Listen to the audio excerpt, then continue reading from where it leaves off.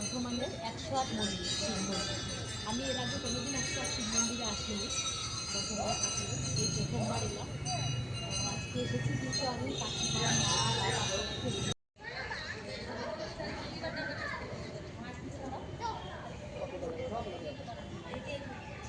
সবাইকে বললে ডান দিক দিয়ে দিতে হয়, বাদিকে করে নাকি বুঝেই তো মহাকালেরই বাদিকে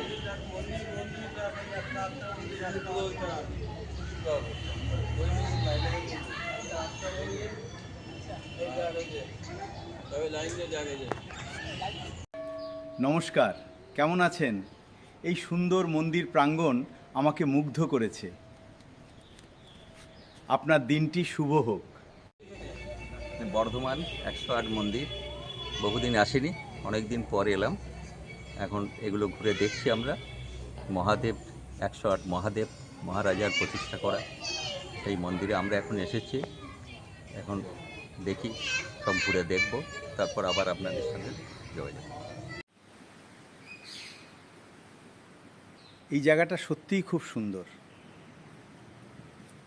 এখানে আসলে মনটা অনেক শান্ত হয়ে যায়।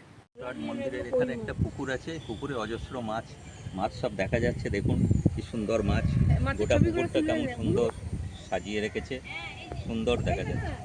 মাছগুলো কত মাছ রয়েছে, আর সব খেলে বেড়াচ্ছে গোটা পুকুরে, প্রচুর মাছ আছে। আর তার সঙ্গে পুকুরটার সৌন্দর্য দেখুন। কোন জায়গায় এটা? 108 মন্দির বর্ধমান, সুন্দর সুন্দর দেখুন। 108টা মন্দির মহারাজার তৈরি, বহুদিনের। একটু মুড়ি নিয়ে এলে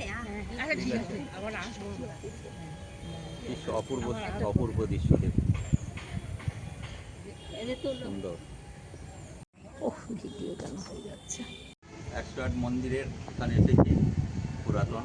আর এখানে আমরা এখন অন্নপূর্ণার মন্দির রয়েছে এর মাঝে একটা, সেটার সামনে দাঁড়িয়ে রয়েছি।